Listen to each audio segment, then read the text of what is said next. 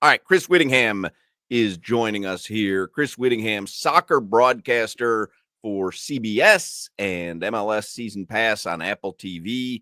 Inter Miami plays the Columbus Crew tomorrow at 4:30 at the Cleveland Browns Stadium. That match is live on MLS Season Pass on Apple TV. Also, Witty will be on the call tomorrow on MLS Season Pass for the New England-New York City match. We'll be on the call Sunday for AC Milan and Atalanta. Well done. Atalanta. Well done. Wittyngham is on the Toyota of Hollywood hotline. How was the attendance for the Inter Miami Chicago Fire match at Soldier Field? Yeah, it was another record. It was the all-time record for the Chicago Fire, who've been playing in Soldier Field intermittently since the 1990s. So this is a club that has obviously had a lot of soccer history. They won their first ever season in MLS, and yet they set their record. It's one of a few records that Inter Miami have set as a traveling roadshow, 62,358 at Soldier Field. Unfortunately, they were treated to a 0-0 draw, but it was really great just to see that atmosphere and a Chicago team that's actually a bit reborn this year. The former U.S. men's national team coach, Greg Berhalter, is in charge there in Chicago now. So they've been trying to get going for a while. They're an original as being in the Chicago market. They should be one of the big clubs in MLS, but these are the kind of moments that'll be good for them to build on. Is there anyone in MLS that can outdraw Messi? And obviously the answer is no, but what about worldwide? Is there anyone who can outdraw Messi? I don't think so. I mean, we're seeing Cristiano Ronaldo play right now in Saudi Arabia, and incredibly, attendance has gone down since he joined the league and the club that he joined. I think it's one of those where they've invested in the Saudi Pro League significantly, and maybe ticket prices have gone up. I don't know. I don't know the dynamics of attendance in Saudi Arabia, but they have gone down. The average attendance has gone down for the club that he joined, and there hasn't really been a boom of attendance. I think that the American market is just unique in terms of, wait, who's coming to town? And it's so funny because whenever, I look up the news for Inter Miami, whenever we do these interviews, I always check, I just search Inter Miami or I search Lionel Messi, and the news is always from the market that he's going to. So this week I looked it up, and the local TV stations in Cleveland are saying, hey, Lionel Messi's coming to town this weekend. And there is just this apparatus around the star building, around the hoopla and everything that's being around Lionel Messi. And it's the third time since he's joined MLS that they've set some kind of attendance record at a major NFL stadium. They had more than 70,000 in at Arrowhead when they played Sporting Kansas City there. Last year, they had more than 60,000 for the Chicago game. They set the all-time record for a soccer game in New England, 65,000 at Gillette Stadium. It is just one of those things where when he shows up to the traveling roadshow, people come. And how many are they expecting tomorrow for the Columbus game? So it's interesting because obviously it is a little bit of a schlep from Columbus to Cleveland. It's about a 2-hour drive. And actually it's a tiny bit controversial as well because the fans want to have a home game in their home city. But the one thing that these two clubs have in common is that the Cleveland Browns and Columbus Crew are both owned by the Haslam family. And so it's basically, well, I own the building. Let's try and see if we can't fit 67,000 people. I think they're going to try and have a go at selling the place out. I think they might even come close, considering that Cleveland has never had an MLS team. They don't even have major representation in the lower divisions. They're a big city that doesn't really have a soccer club. So I imagine the whole thing, an MLS game, Lionel Messi all coming to Cleveland, they're going to try and sell the place out, and I wouldn't be shocked if they did. And Woody, Hawk just went over. He was Bournemouth? That's where you went and watched the Hawks? Yeah, the Premier League. Bournemouth. Yep. I was in Spain, and I went to a soccer game. I actually texted you, like, where do I need to sit at this soccer game? And it's stupid. It's crazy, like a football. Could MLS ever build up to that type of thing? You're talking about 67,000, 80,000. Like, could MLS ever build to that consistently across America? Well, I think we're a long way off. I think for the moment, they're kind of setting the target. If you look at the new stadiums that they build, they don't build stadiums that big. The biggest one what they call soccer-specific stadia is 30,000 in Nashville.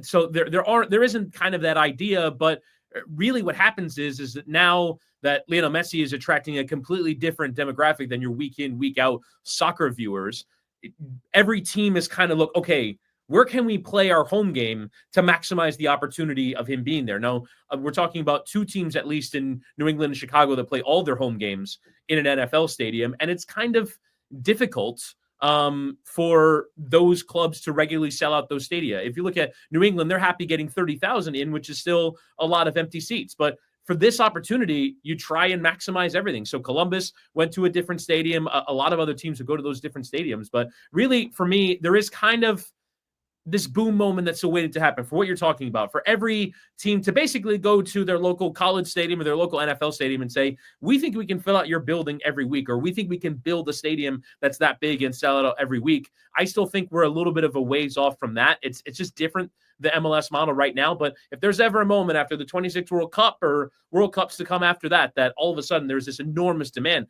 you better believe that they'll start building stadiums that big. Just as an aside, because Crowder earlier today used the word brackish to describe water, which is a fantastic word. Do you suggest here that word?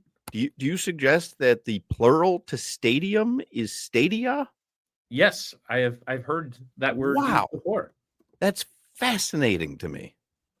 Hey man, when Chris blew up and now he's doing international games and traveling, I worked with him on Dolphin pregame. He's getting a little high class here. He's learning. Okay, brackish. I mean, listen, leave a few words for the rest of us. Stadia, yes, this form is also acceptable as the plural for stadium, particularly in more formal or technical contexts. That is fascinating. I'm going to use that. Remember when we had Tom Garfinkel on several times and he kept using ingress and egress? Oh, do I use that when I'm going to a game, a concert? You and I both. We both love a bit of ingress and egress. Ingress and egress. I could talk about that all day long. Now I can add stadia to my arsenal. I'm surprised you never heard that before. You actually made me doubt myself. I had to Google it, but apparently it's the more Latin form of the word. I love that. Crowder, do you know the difference between shrimp, prawns, or crawfish? Yes, I do. Shrimp. Prawns a big ass shrimp, and a crawfish is a little swamp roach.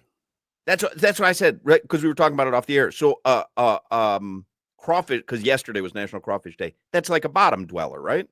Yeah, and I was just in Baton Rouge, and they have big fields of these crawfish fields, and it's like a foot of water, and they have all these little metal traps everywhere. I love crawfish. How do you eat it though? Boil. You boil them, shuck and dive. But could you get a crawfish po' boy, or yes, is it? You can get a crawfish po' boy fried. It's etouffee. It's crawfish and rice with this sauce on it. Like, crawfish is delicious. You got to understand it. Yeah, it lives in mud its whole life. But when you say it's delicious, like it's tasty, or you've got to put a ton of stuff on top of it, like butter and pepper. No, it's sweet. The texture's amazing. It's like lobsters. Like but do you have to get the meat out of the shell, or you just eat it? So in the Count of Monte Cristo, they were giving the prisoners lobsters because they called them sea roaches. Yeah. Why is everyone so smart on this segment? That we're at the Count of Monte Cristo. I thought that was a sandwich at Denny's. Hey, Aristotle once said. I don't know. I had no. Oh man, you had finished that sentence. You had finished that sentence. What a segment this would have been for you, Crowder. I was taking the landing. He almost pulled a Gary Strug on us. I appreciate, Hawk, that you just so matter-of-factly said, "Oh yeah, yesterday was National Crawfish Day." Of course, as it goes without saying. That's the stuff I know. That's the stuff I know. You can wax poetic on Messi. I presume the top of your every rundown includes whatever national day it is every single day. I can tell you today is Ski Mask the Slump God's birthday. I texted that to my son the moment I saw the show knows who that is. Afternoon. You don't know Ski Mask the Slump God? I do not. Anyway, real quickly with him before we run out of time here. Have you ever spoken with Leo Messi? Because I remember one of the only criticisms I heard last season was that he does not speak with local Miami media, and obviously your national media, but the guys who cover Inter Miami, I remember there being some criticism that they just have no access to him. Have you spoken to him? And is that something that needs to change, or no, he's about to sell out an NFL stadium? Why would it need to change? Yeah, it is one of those things where I think there would be a little bit more coverage, maybe particularly locally, if he did kind of a regular press conference more often. He did a press conference when he first joined, and I don't think he's done one since. But it is one of those things where it kind of marches to the beat of his own drum here. You can't really make him do it if he doesn't want to do it, because there is this demand for everywhere he goes. He doesn't even have to do the interviews, and he'll kind of do his handpicked interviews. He actually did one today that was released. I've seen a lot of headlines about it, where I think he talked about how a big part of the reason why he's in Miami is because of the family considerations. It wasn't because of soccer or football. It was because he wanted to live in a place that his family wanted to be in, and maybe Saudi Arabia wasn't that place for him. But I do think it is one of those things where it would help just sort of to get even more attention than it gets. But like you said, we're talking about records of NFL stadiums being sold out. Like it's not an enormous demand at the moment. He'll do kind of his 1 or 2 post-game Apple TV interviews every now and again, but for the most part, it's just kind of a personal, not it's a bit harsh to use language like sort of a recluse, but he's just kind of a guy who keeps to himself. He goes about his business and doesn't really particularly care for media spotlight. And if you don't have to, then why should you have every statement you make parsed the way that we do with athletes? Which everything that he says is parsed at that level. Right. But Hawk, remember when he went to Publix and had to leave his wife and kids because it got too crazy? Like, I understand he's stupid. He's LeBron. But LeBron famous. too. But LeBron has to speak to the media. I mean, it's just part of the league rules. Yeah. There was also, when he first bought his new house in Fort Lauderdale on the water, there were like people going by on boats because they knew it was his house and trying to stop by the back of it. Like there is a level of even like LeBron level fame. We can have the fame conversation, but I think Messi is a level of famous even beyond LeBron James. Like it is that level of everything that he says, everything that he does has that level of scrutiny and attention. So I understand sort of his and it also, you sort of mentioned that demand. It is one of those things that is part of the NBA culture. It isn't really a part of European soccer culture. You're like kind of post-game press conferences and all that stuff. Everything is whatever you want to do. So there's a mix zone that you walk by. There's a bunch of reporters standing there. If you want to talk to them, you can, but you don't have to. And most players choose not to. So it really is kind of dependent on what is your level of desire for attention. And the difference between Messi and Ronaldo is Messi wants no attention. Ronaldo wants all of it. Like those are the two, like that's a major difference between them. And so Messi just kind of goes about his business. Chris, send me the address. I got a little skiff. I'll ride over there. And Chris Wittyngham again. So Inter Miami plays Columbus Crew tomorrow. That's 4:30, and the match is live on MLS Season Pass on Apple TV. Witty will be on the call tomorrow. MLS Season Pass for the New England, New York City match. Thank you, Witty. Thanks, guys.